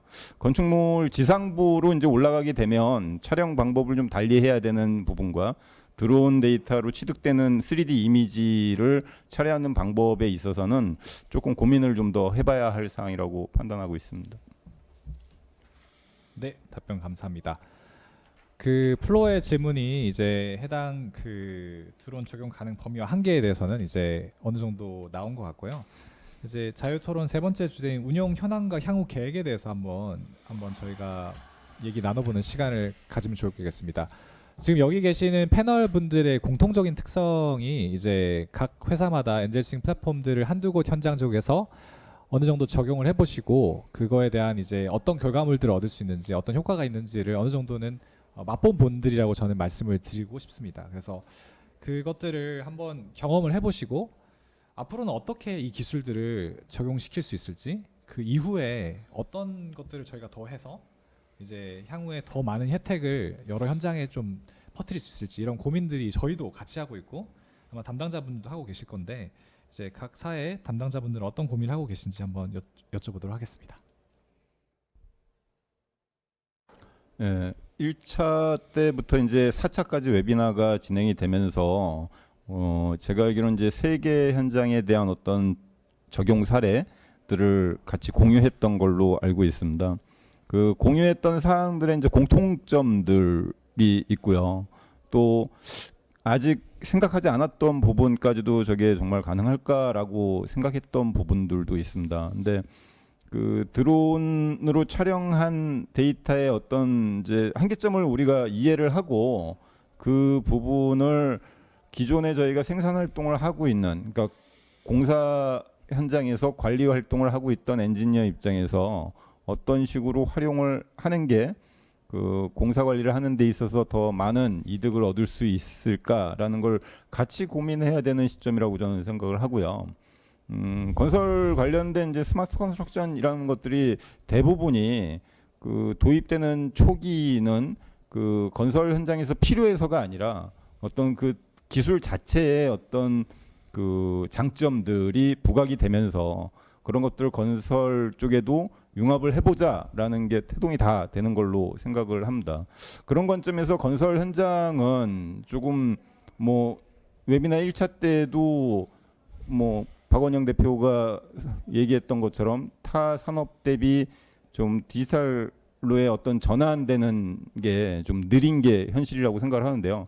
그런 것들은 현장에서의 고민이 보다 좀 적기 때문이 아닐까. 물론 이제 건설업의 어떤 특수성이 있습니다. 프로젝트 단위인지라 한 개 프로젝트에서 완료가 되고 다음 현장 이제 다음 프로젝트로 이어지는 데에 있어서의 어떤 제약도 좀 있는데 그래서 각사별로 이제 본사 차원에서 이런 것들을 많이 검토하고 적용하려고 하는 걸로 알고 있는데요. 뭐 향후 어떤 계획이라기보다도 지금 이제 너무 많은 계획들을 사실은 수립하고 있어요. 뭐 360 카메라든가 뭐 3D 스캐너라든가 쏟아져 나오고 있는 스마트 컨스트럭션 관련된 것들을 또 화두가 디지털 트랜스포메이션인지라 거기에 발맞춰서 여러 가지를 검토하고 있는데 사실 검토가 중요한 게 아니라 이 기술들은 각 개별적으로 장점들은 분명히 있습니다. 다만 이것들을 기존에 우리가 해오던 어떤 건설업의 전통적인 생산 방식과 어떻게 연결해서 보다 합리적인 어떤 관리점 그리고 그러한 것들을 찾아낼까가 보다 더 깊이 있게 우리가 고민해야 될 부분이라고 생각을 하고요. 뭐 지금 드론 관련된 기술은 초기에 제가 접했을 때보다도 그 드론 자체의 어떤 기술은 크게 발전되는 게 없는데 플랫폼, 그러니까 데이터를 처리해 나가는 어떤 부분에 있어서는 과거에 비해서는 굉장히 정밀도도 높아지고 뭐 편리해지고 있는 건 사실입니다. 그래서 엔지니어로서 하지 못하는, 그러니까 건축을 전공한 사람으로서는 쉽게 하지 못하는 것들이 손쉽게 제공이 되니 그런 것들을 어떻게 활용할지를 우리가 고민해 나가면 더 좋을 것 같습니다. 네, 감사합니다. 제가 질문을 조금 더 리프레이즈를 할 필요가 있어서 이제 그 각 사 또는 이제 지금 스마트 건설의 담당자분들이 앞으로 향후에 이제 현장에 드론을 도입 계획이 어떻게 되시는지도 한번 듣고 싶고요. 또 이제 각 사의 또 디지털 트랜스포메이션들에 대한 전략이 있죠. 그 전략 안에 이제 드론이라고 하는 이제 로봇이 녹아 있는 건데 그 로봇을 어떻게 활용할 계획이신지 그런 부분들도 같이 답변해 주셔도 좋을 것 같습니다. 박주원 과장님. 네. 네. 우선 저희 회사는 자산 관리를 하고 있는데요. 그렇다 보니까 드론을 활용하는 범위는 아무래도 역설계 부분이 좀 많이 큽니다. 기존에 이미 2D로 되어 있거나 아니면 3D 모델링이 없거나 급히 필요한 경우, 또 그리고 저희가 플랜트 사업을 많이 하고 있는데 리뱀핑 공사 같은 경우에는 이제 주변 시설물에 대한 뭐 익지스팅 뭐 되어 있는 건물이나 아니면 구조물에 대한 검토들이 반드시 필요한데 그런 쪽에서의 드론의 활용성이 굉장히 높습니다. 왜냐하면 레이저 스캐닝이 훨씬 더 정확하긴 하지만 그 촬영을 할 수 있는 공간이나 위치나 이런 걸 산정하기가 생각보다 어렵고요. 결과적으로 위에 뚜껑을 닫으려면 드론을 활용을 하지 않으면 할 수가 없거든요.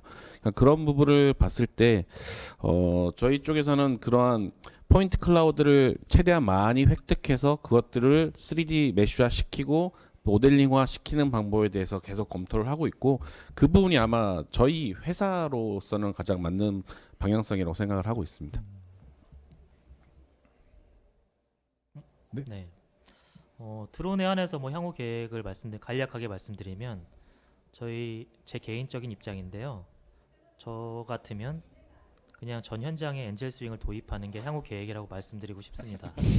왜냐하면 드론을 활용해서 뭔가 하려고 하면 이제 현장에 있는 직원들이 뭔가를 행위를 해야 되는데, 현재 현장에서 드론으로 촬영하고 업데이트하는 것만 해도 뭔가 일이라고 받아들여지고, 그것만 해도 이제 어려운 부분이 있기 때문에 그 이상의 행위를 현장에 요청하는 건 좀 어려운 부분이 있는 것 같고요.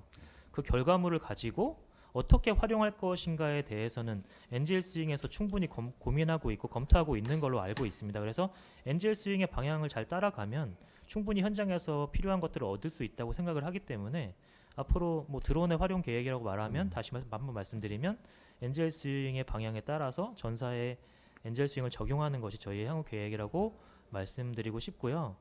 드론 이외의 향후 계획을 말씀드리면 사실 드론이나 뭐 어떤 뭐 로봇을 사용하거나 360 카메라를 사용하는 모든 것들이 사실은 아까 말씀드린 것처럼 그 현장의 현황을 컴퓨터에 담고 싶어 하는 그런 수단에 불과합니다. 그래서 중요한 것은 현장에서 어떻게 활용할 것인가가 중요하다는 걸 다시 말씀드리고 싶고요. 그런 부분에 있어서 레퍼런스를 계속 만들어 나가는 게 저희의 향후 계획이라고 말씀드리고 싶습니다. 네, 답변 감사합니다. 이제 시간이 돼가지고 다음 주제로 한번 넘어가야 될 것 같습니다. 이번에는 이제 드론에 초점을 맞췄던 첫 번째 시간이었다면은 조금 더 광의적으로 드론과 연계되어 있는 다양한 기술들, 또는 연관되진 않지만 이제 스마트 기술들이라고 하는 그런 이제 가능성들을 함께 저희가 한번 소개도 드리고 함께 보는 시간을 가지고요. 거기에 관한 토론을 이어나가 보겠습니다. 그래서 화면으로 제 프레젠테이션 화면으로 띄워주시면 감사하겠습니다. 그래서 저는 그 드론도 결국에는 이제 리얼리티 캡처라고 하는 현장 가상화 기술의 일부분이죠.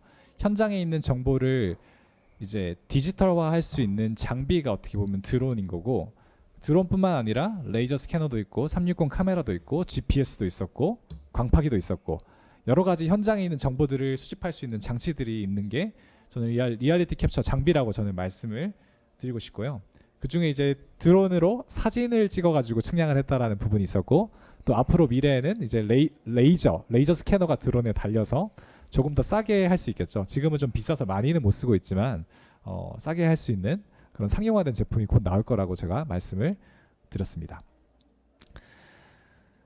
보시면은 또 그 이런 장비들이 그 리얼리티 캡처에 이제 사용하는 최신 장비들인데요. 360 카메라도 너무 귀엽고 작아지고 레이저 스캐너 또한 이제 점점 더 진보되고 있는 것들을 볼 수 있어요. 예전에 레이저 스캐너를 이제 정합하기 위해서 이제 공 모양의 어떤 구두를 설치하고 표적판들을 여러 곳에 설치를 하고 그 타겟점들을 놓고 하나하나 일일이 합쳐주는 그런 이제 과정들도 했었는데, 요새 나오는 레이저 스캐너들의 대부분이 이제는 그 합치는 결과가 그냥 레이저 스캐너에서 나올 때부터 이제 그런 장비에서 끝나는 경우들을 많이 볼 수가 있습니다. 그리고 장비가 꼭 정확한 GPS 위치로 찍은 그 점에 있지 않더라도 레이저를 통해서 자기 위치를 가늠하고 그 정확한 실자표계로 변환하는 작업까지도 이제 후작업을 통해서 나오는 것이 아니라 레이저 기기 자체에서 레이저 스캐너 자체에서 나오는 그런 것들을 최근에 볼 수 있었고요. 토탈 스테이션도 로보틱스 토탈 스테이션이라고 해서 이제는 더 자동화되고 이제 두 사람이 원래 이제 필요했던 것이 한 사람만 필요한 그런 것들도 볼 수 있듯이 장비들은 점점 더 현장의 니즈를 반영하고 현장의 필요를 반영해서 개선되고 있다라고 보여지고 있습니다. 그래서 건설 현장 로봇 장비의 미래에 대해서 한번 영상들을 한번 보면서 얘기를 나누면 좋을 것 같은데요. 이제 로봇들이 건설 현장에 앞으로 나올 수 있을 것 같아요. 대표적인 로봇이 어떻게 보면 드론이었던 것 같고요. 이제 드론뿐만 아니라 이제 이런 장비들이 나올 수가 있는 거죠. 갑자기 광고가 떴는데 저는 전혀 이 펜스테이트와 관계가 없습니다. 네. 꺼버리겠습니다. 네. 이런 식으로 이제 레이저 스캐너가 그 저런 로봇에 달려가지고 현장을 스캔하는데 이렇게 뭐 파악할 수 있는 부분들을 또 안내해주는 그런 영상이고요. 아직 현장에 정말 실제적으로 많이 쓰이고 있는 그런 기술은 아니지만 이런 가능성이 앞으로 열릴 것이다. 그만큼 건설 현장에는 로봇들과 또 자동화된 워크플로우들이 현장을 혁신시켜 나갈 것이고 그 혁신시켜 나가는 그 기술을 검토하시고 담당하시고 리딩하시는 분들이 바로 여러분이라는 사실을 제가 알았을 때 가슴이 저도 막 뛰네요. 그리고 360 카메라와 플랫폼도 하나의 또 리얼리티 캡처 기술 중에 하나죠. 함께 영상을 시청하도록 하겠습니다.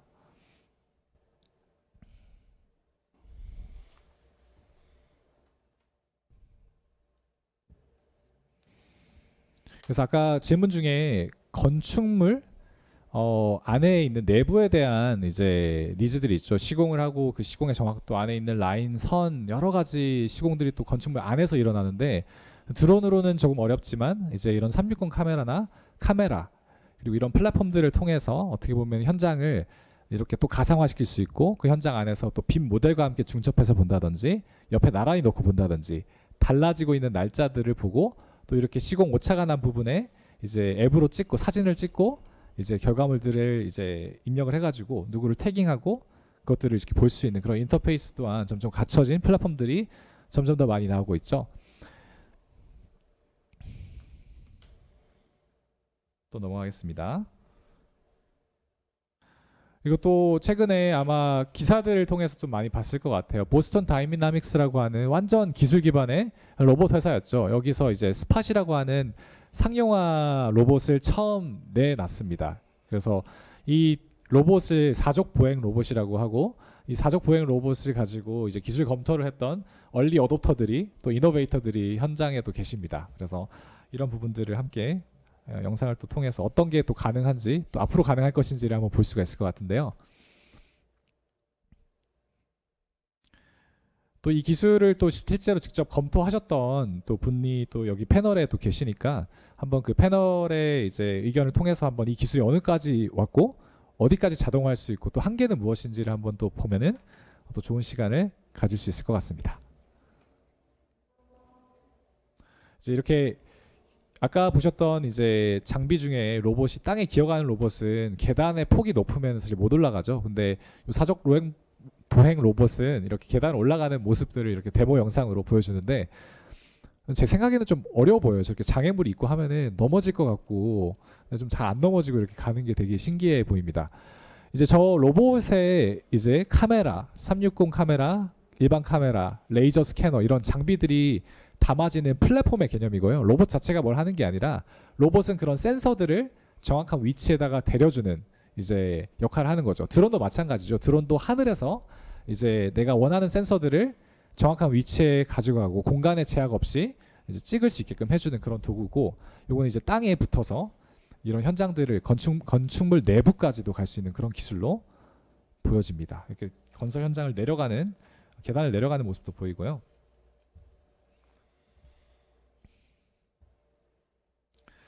그리고 이제 레이저 스캐너가 아까도 말씀드렸지만 이제 그 왼쪽 위에 있는 푸른색 부분과 또 오른쪽에 있는 초록색 부분이 저기 합쳐져서 결국에 하나의 모델이 되는데, 이런 부분들이 이제 좀 자동화된다라는 걸 보여드리고 싶었고요.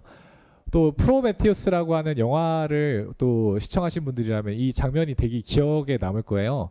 드론을 두 개를 딱 꺼내서 띄우고 하면은 이제 이렇게 레이저 스캐닝을 하면서 건축물 현장이 내부가 이렇게 매핑이 되고 실시간으로 매핑되는 그런 놀라운 기술들이 앞으로 미래에는 이런 것들이 실제로 가능하지 않을까. 오늘의 기술은 아닙니다. 아주 먼 미래의 기술이긴 하지만 충분히 가능하고, 이미 이제 비슷한 장비인 라이다 드론이라고 하는 라이다 센서를 드론에 장착했을 때 이렇게 실시간으로 저런 포인트 클라우드 데이터를 모을 수가 있죠. 이제 이런 영화에만 나오는 기술들이 점점 현실화되고 있는 것이 지금의 오늘날 우리가 살아가는 현장인 것 같습니다. 그래서 여러분들에게 또 기술에 대한 몇 가지 좀 흥미로운 영상들을 보여드렸는데요. 그 영상을 보여드리기 전에 이 기술에 대한 조금 더 이해를 높이고자 한번 설명을 좀 드리고 싶습니다. 지금 왼쪽에 보시는 것이 현장이죠. 현실이라고 하는 현장이고, 거기에 리얼리티 캡처라고 하는 그런 장비들이 이제 콜렉팅, 이제 데이터를 수집하는 그런 장비 역할을 합니다. 그리고 이 컬렉팅한 장비에서 얻어지는 이제 데이터들을 결국에 컴퓨터 안에다 가져오고 뭐 후처리 작업이든 뭐 어떤 처리 작업을 통해서 예쁘게 시각화도 할 수 있고 보여줄 수 있고 그 안에서 분석도 할 수 있고 시뮬레이션도 할 수 있는 그런 디지털화 시키는 그런 워크 사이클이 있는 것 같고요. 여기서 이제 분석을 할 수 있죠. 근데 여기서 디지털화한 것들을 또는 디지털화되어 있는 모델들을 이제 AR 기술, MR 기술들을 통해서 현장으로도 바깥으로 가져 나올 수 있는 기술들이 또 있고 또 MC, MG 장비를 통해서 이제 자동으로 시공할 수 있는 그런 부분도 생겨서 결국 액션에까지 이 사이클이 계속 돌아간다고 보고 점점 기술이 발전됨에 따라서 이런 장비들과 기술들이 점점 더 자동화해 갈 거다라는 그런 트렌드를 여러분도 느끼실 수 있지 않았나 싶습니다. 그래서 또 시간이 얼마 남지 않았다고 이제 재촉을 주셨는데 제가 또 자유 토론으로 넘어가야죠. 스마트 건설 기술로 변화하는 건설 현장의 모습들에 대한 주제를 가지고 이제 옆에 계신 또 패널 분들과 한번 얘기를 나눠보고 싶습니다. 그 이미 패널 분들 회사에서 여러 기술들을 검토한 회사도 있으시고 또 이렇게 새로운 기술들 한번 처음으로 도입해 보시는 분도 계실 텐데 이런 스마트 건설 기술들 중에 좀 적용 가능한 그리고 실제로 적용했을 때 효과가 있다라고 할 만한 그런 기술들이 어떤 게 있을지 한번 제가 여쭤보고 싶습니다. 그래서 한번 패널 분에게 질문을 던져보겠습니다. 하시죠. 예, 저희 회사에서 실질적으로 스팟으로 검토를 했었는데요. 다른 부서에서 진행했기 때문에 자세한 내용은 모릅니다만 어쨌든 그거는 로봇으로 촬영을 한다면 물론 뭐 신기하겠죠. 근데 사실은 그런 게 중요한 게 아니라 그런 건 아까 말씀드렸듯이 수단에 불과하기 때문에 뭐 로봇으로 촬영을 하든 실질적으로 사람이 촬영을 하든 그 결과물을 얼마나 빨리 컴퓨터로 옮겨내느냐가 사실 중요한 거거든요. 왜냐하면 현장은 하루가 다르게 변화하는 부분이 있고 뭐 일주일 지나면 또 더 많이 변해 있고 실시간으로 이렇게 변화하는 게 사실상 현장이기 때문에 그 데이터를 뭐 지금 촬영해서 하루나 이틀 있다 본다 이런 건 사실상 의미가 없다고 생각을 하고 있습니다. 그래서 제일 중요한 건 이제 실시간으로 얼만큼 구현해내느냐가 가장 중요하다고 생각을 하고 있고 그래서 아직은 그런 부분에 있어서 기술력이 따라와주지 못하고 있는 것이 사실이고요. 두 번째는 이제 그런 결과물이 나왔을 때 사용자가 얼마나 편리하게 사용할 수 있느냐가 이제 두 번째 중요한 거라고 생각을 하고 있는데 지금은 아무래도 보통 현장에서 그런 결과물을 검토하는 게 나비스웍스라는 프로그램인데요. 그 프로그램을 일단 배우는 게 좀 시간이 걸리고 또 평소에 많이 활용을 안 해보신 분들은 다루기가 좀 어렵습니다. 그래서 좀 저는 엔젤 스윙에 좀 칭찬을 해주고 싶은 거는 그런 어려움 없이 3D 스캔 데이터를 잘 활용할 수 있도록 사용자 편의성 위주로 만들었다는 부분에 굉장히 칭찬을 많이 해주고 싶고요. 그래서 두 번째로 중요한 게 다시 말씀드리지만 사용자가 얼마나 편리하게 사용할 수 있느냐. 그러니까 두 번째 중요하다고 생각을 하고 있고 그 세 번째는 그러한 결과물을 가지고 나온 것들이 정확도가 얼마나 높게 되느냐. 아까도 뭐 드론으로 촬영한 결과물이 오차 범위가 있느냐 뭐 이런 얘기 많이 했었는데 정확도가 좀 세 번째로 중요하다고 생각을 하고 있거든요. 그래서 이런 부분들이 중요한 거지 사실은 뭐 건설 현장에 어떤 뭐 로봇을 적용하고 뭐 360 카메라를 도입하고 이런 것들은 다 수단에 불과하기 때문에 별로 저는 중요하지 않다고 개인적으로 생각을 하고 있습니다. 네, 감사합니다. 네. 과장님이나 부장님 한번 얘기해 주실 수 있을까요? 제가 할까요? 네. 예. 기본적으로 스마트 건설 기술이 현장에 적용이 되면 지금 뭐 지책임님이 굉장히 좋은 말씀 해주셨는데 저희 생각도 똑같습니다. 기본적으로 데이터를 어떻게 취득을 할 것이고 그걸 어떻게 잘 분석해서 앞으로 어떻게 인사이트를 얻을 것이고 해당 데이터의 정확도를 얼마큼 높여서 그거를 얼마나 협업을 하는데 활용을 하고 더 좋은 데이터로 가공할 수 있는지에 대한 고민들을 많이 해야지 실질적으로 지금 기술력에 대한 부분은 뭐 앞에 동영상에서도 많이 보셨다시피 많이 올라와 있으나 그것들로 취합된 데이터들을 어떻게 활용해야 될지에 대한 뭐 도구는 있는데 이 도구로 뭘 해먹어야 될지 모르는 상황이 지금 모두가 가지고 있는 문제점이라고 생각을 하고 있고요. 그런 것들이 어느 정도 적용이 됐을 때 물론 현장에는 많은 변화가 있겠죠. 사람이 없고 뭐 로봇들이 다닐 수도 있고 레포트 같은 것도 필요 없어지고 그냥 단순히 사람들은 그 현장이 아닌 사무실에 앉아서 일을 다 할 수도 있게 되겠죠. 근데 그 전까지 우리는 그러면 어디 자리에서 어떤 데이터로 무엇을 보겠다라는 명확한 계획을 세워야지 앞으로 좀 더 발전될 수 있는 그런 계기가 되지 않을까 싶습니다. 네, 답변 감사합니다. 부장님 한번 이 네. 스마트 건설 기술에 대해서 그 생각하시는 바를 또 얘기해 주시면 감사하겠습니다. 그 스마트 건설이라고 아까도 계속 얘기를 했지만 이제 두 분이 말씀해 주신 것처럼 그것들을 어떻게 활용할지가 중요한 것 같아요. 그러니까 비근한 예로 저희가 이제 그 3D 스캐너를 도입을 하면서 파일럿 테스트를 과거에 했던 경험이 기억이 납니다. 그 탑다운 현장의 PRD의 어떤 정합성, 정확도를 갖다가 체크한다고 그 3D 스캐너로 이제 그 측량을 스캔을 해서 진행을 했었습니다. 그래서 그거 3D 스캐너로 스캔을 한 데이터를 그 정합화하는 과정이 한 하루 이틀 정도, 데이터를 가공하는 과정이 하루 이틀 정도 소요가 됐어요.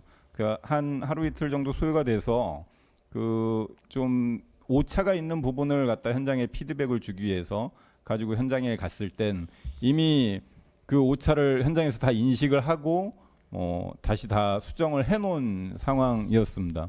이게 적시성의 문제거든요. 그러니까 어떤 것들을 적용을 하든지 간에 현재 그 기술이 갖고 있는 그 메커니즘들은 다 아주 훌륭합니다. 다만 그것들이 건설 현장이 그 공정이 진행되는 어떤 속도를 갖다가 이겨내고 쉽게 저희가 직접 필요한 때를 적시적대에 그 데이터를 갖다 제공해 줄 수 있는 환경이 되느냐 안 되느냐의 문제라고 생각을 하고요.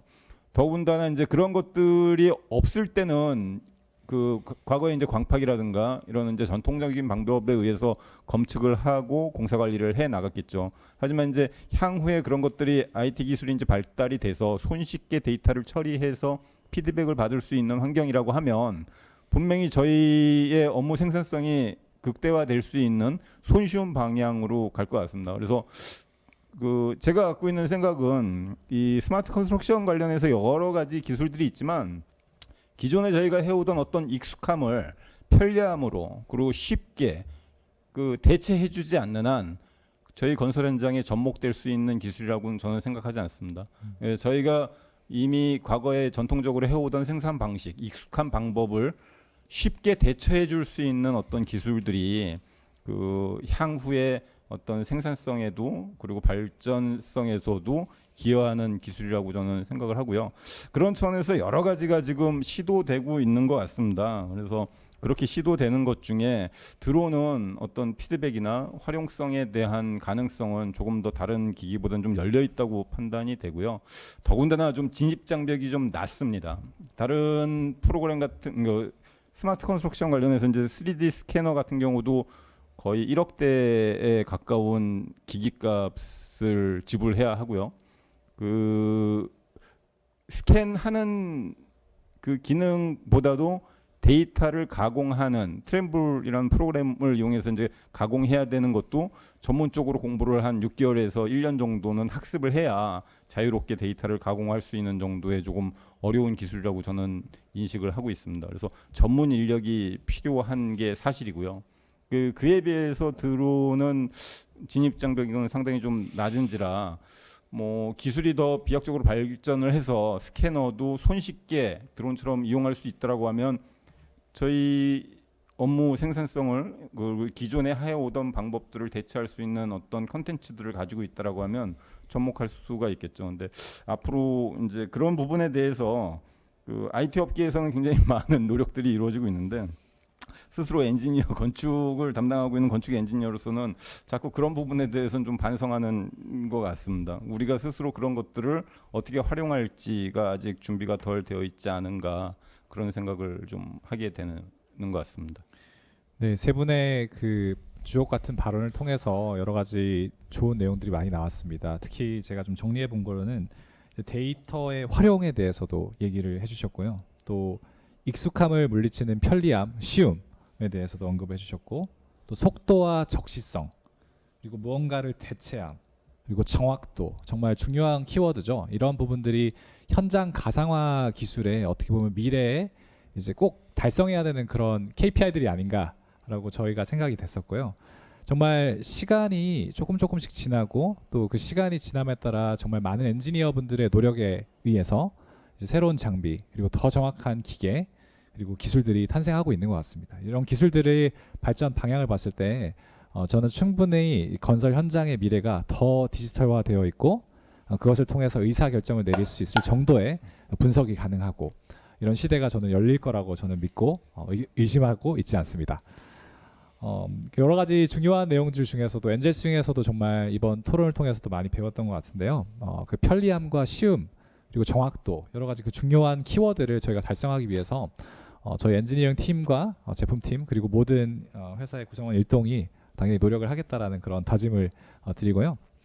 이제 마지막으로 남은 시간이 그렇게 많지 않습니다. 그래서 플로어에 지금 이제 나머지 Q&A를 진행을 하려고 하는데요. 그래서 혹시라도 저희에게 더 여쭤보고 싶은 질문이 있다면은 지금 남겨주시면은 저희가 답변을 드리고 좀 이따가 인사를 드리도록 하겠습니다.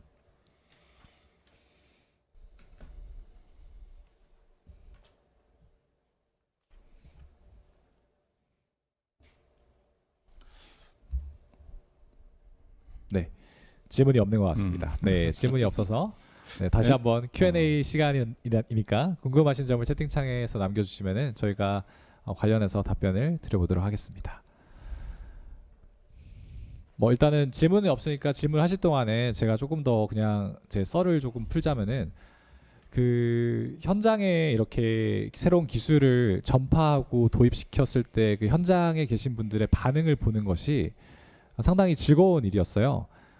첫 번째로는 새로운 기술을 소개한다라는 면에서도 정말 즐거웠던 것 같고 또 이 기술을 처음에는 이제 신기로하시면서 바라보면서 그쳤지만 시간이 지나고 나서 이걸 통해서 효과가 있었다. 정말 다음 현장 가면 이걸 또 꼭 쓰겠다라는 그런 얘기를 들으면서 저희도 큰 뿌듯함을 느끼고 또 현장에 또 도움이 됐다라는 사실에 어떤 큰 가치를 얻었던 게 사실입니다.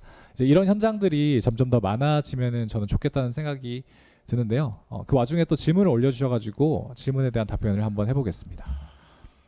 드론을 사용함에 있어 현행 관련 규정이 문제가 되었던 적이 없는지요? 문제가 된 적이 있다면 어떻게 풀어나가는지 좋을지 조언 부탁드립니다. 네, 되게 핵심이죠. 규제가 있으면 사실 드론은 시동도 못 거는 것이 사실입니다.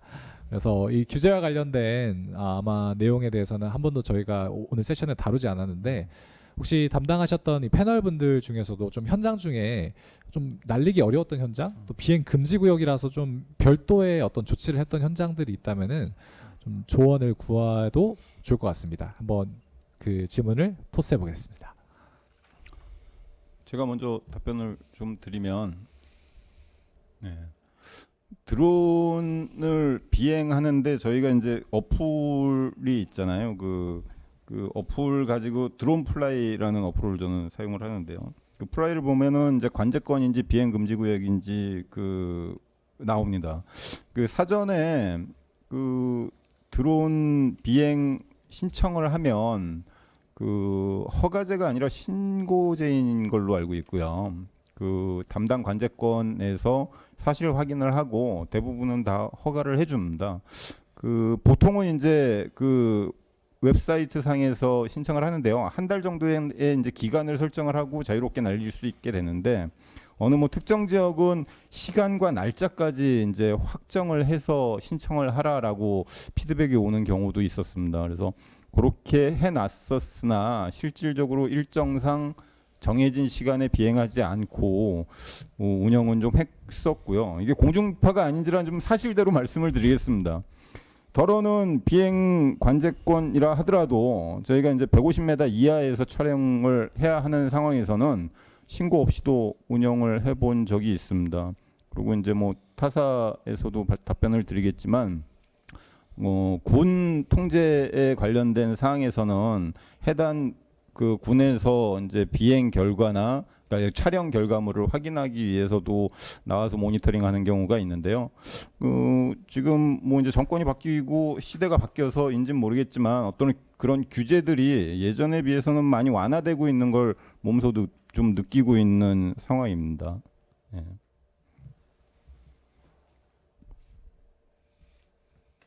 네. 다른 사례를 공유해 주실 게 없다면은 이제 랩법을 진행을 해야 될 것 같습니다. 그래서 네. 그 어떻게 보면은 지금 어느 시점에 이제 드론이 와 있냐라고 했을 때 이제 제 발표 자료를 보시면은 저는 얼리 어댑터, 이노베이터에서 이제는 다수의 현장으로 확산하고 있는 그런 상황에 있다고 저는 보여집니다. 그래서 프레젠테이션 화면을 좀 띄워주시면 정말 감사드리겠고요. 그래서 이 그 어떻게 보면 얼리 어댑터의 기술에서 이 다수의 현장으로 확산하는 데 있어서는 상당히 많은 이제 우여곡절들이 있죠. 우리나라를 이제 그려봤을 때 이제 테크놀로지 어돛션 그래프죠. 제가 아마 첫 번째 발표를 했을 때도 비슷한 그래프를 제가 보여드렸는데 이제 얼리 어댑터 약 10%에 해당하는 15% 10%에 해당하는 분들이 이제 쓰시기 시작했고 그 얼리 메저리티로 넘어가고 있는 단계에 있는 것 같습니다. 일본과 미국은 조금 더 저희보다 앞서 있는 것 같고요. 근데 이렇게 그 얼리 어댑터에서 많은 사람들이 쓰는 단계로 넘어가는 데까지 좀 넘어야 되는 사이클들이 있어요. 특히 저기 보이는 저 그 캐즘이라고 하는 이제 저 파트가 있죠. 저기가 이제 어떻게 보면 기술이 이제 보통 하이프 사이클이 위에 있는 게 기술의 하이프 사이클이고 하이프 사이클에서 실제 리얼라이제이션으로 기술이 가능한 게 이 정도야라는 그런 기대치가 있었을 때 보통 저 캐즘이 존재하는데 드론 같은 경우에는 이미 저 익스펙테이션이 무너진 거는 좀 오래 전이었던 것 같습니다. 드론이면은 다 된다라고 했던 것들은 이제 현장 담당자분들께서 이미 검토를 하시고 이미 이게 가능한 게 어디까지인지 한계가 어디까지인지를 충분히 검토를 하셨고 이제는 현장에 적용했을 때 어떤 ROI가 나오는지 또 어떤 부분에서 효과가 나오는지 이런 부분들에 더 초점을 맞추시고 저 캐즘을 함께 돌파를 하고 계십니다. 그래서 저 캐즘이 또 하나의 사이클이 있다라고 하는 그런 재미난 그래프도 존재하는 것 같고요. 이 캐즘을 넘어가는 것이